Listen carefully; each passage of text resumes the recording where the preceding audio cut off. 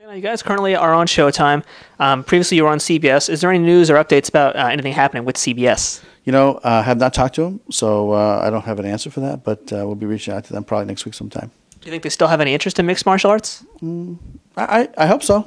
I hope for everybody that they do. Mm-hmm. And I've also mentioned that you're looking to get a Strikeforce pay-per-view possibly this year, coming soon. Any thoughts about that, and how are you guys going to really be able to compete with UFC since you guys put on a lot more free shows, if you will? Well, our business model is different, and I've always said that, is that, look, we're not competing against UFC. We are in the same industry as UFC, but their business model is all pay-per-view. Our business model has been, we are on a premium cable television. Showtime has been a great partner for us. And these fights that we're talking about, the quarterfinals, are all going to be on Showtime. And then we'll decide what we do from there. But you know what?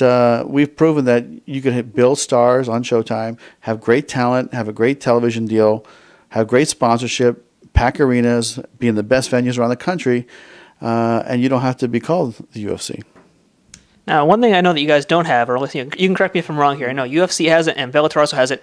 There's not necessarily a clip show that kind of shows old fights. Is there any chance of that coming along maybe this year? Yeah, that's something that we're working on, that we want to try to implement by second quarter, and that's the recap show.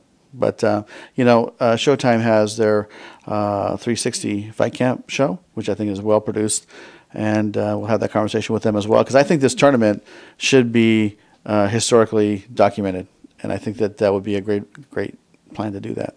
Now, something that a lot of fans are talking about towards the end of 2010 was Batista from the WWE coming in to fight MMA and specifically Strikeforce. And I know there's some talk between Bobby Lashley and him being an opponent potentially. Is there any news about that? Is Batista for real here? What's going on? Yeah, Batista is real, and I talked to Kung Lee 3 days ago, and Kung is in a city about 3-hour drive from Shanghai in mainland China, doing a film with Russell Crowe, and Batista's in the film as well. So, we try to book him, get a date going, but he had 2 movies back to back. So when he gets back from China, we'll have a conversation. But I think that, he's something he really wants to do. And I like his story. And really, with him and Herschel, they had different paths in their lives. But at the end, the core thing for me is that they love martial arts, and they've practiced martial arts, and they've devoted, a good bit of time respecting the arts.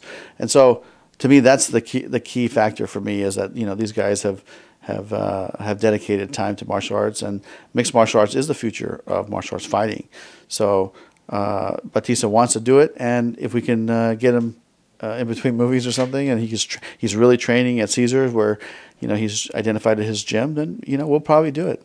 Now, will Batista's contract be a one-fight deal or a multiple-fight deal? That hasn't really been determined yet, and it's something that, when I think about Batista and Herschel, I know that they're not saying, look, I want to go fight Fedor.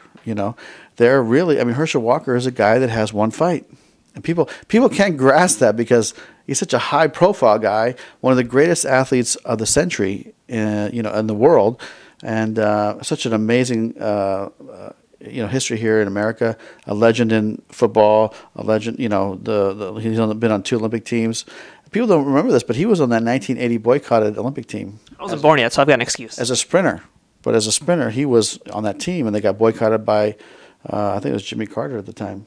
I can't remember. But so he's been on how many Olympic teams and different sports, and this is something that is important to him, and he studied martial arts his whole life.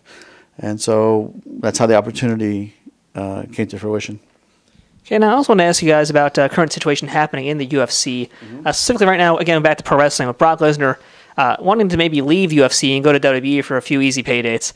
Now, what would you do in that situation if, let's say, Bobby Lashley was going to do a similar thing? Would you want him to go and come back? Would you want him to go for good? Or would you just say flat out, no, we can't do this?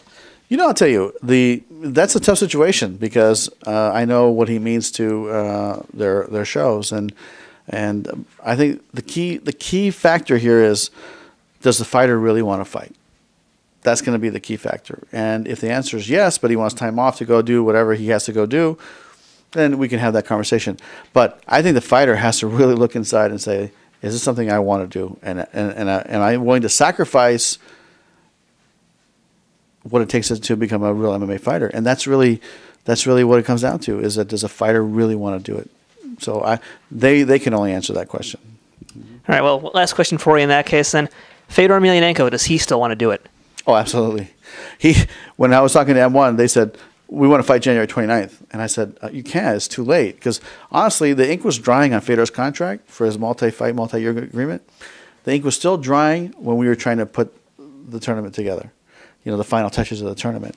So when he signed, they said, the next question was, can he fight January 29th? And I'm like, guys, it's only like 4 weeks away, 3.5 weeks away. Oh, no, Fedor wants to fight. And so we're like, okay, so we got to go February 12th. And that's how we ended up here at the Ice Out Center, because we thought New York would be a great market for Fedor and for Strikeforce to come and to launch the tournament in the in the media mecca of the world. And when you think about the timing, would we like to have more time? But you know what? Sure. But we're going to be fine, and we're going to go rock the house on the 12th. All right, well, I lied. One last thing. Predictions for the finals in the tournament. I know it's early, but I'm gonna force you to do this. Oh boy. I mean, jeez. I'm gonna give you 2. Fair enough. Okay. I'm gonna give you. I believe that there's gonna be some upsets in this tournament, and I think that on one side you'll have Alistair Overeem, and he will fight. He'll fight Barnett. The other prediction is Fabricio Verdum. I think one of those two will win that fight. And if he beats Alistair, I believe that Fabricio can beat Fedor again. And then, he'll probably fight Barnett. That's my prediction. But you know what? In these things, you never know. I'm just throwing out some names because, it's because you're asking me. But the reality is, you know what? We're gonna have a lot of fun watching it unfold. We're going to have a lot of fun watching it from home, and hopefully the audience as well. So, Scott, thanks for your time today. Good luck with the tournament. Thank you very much.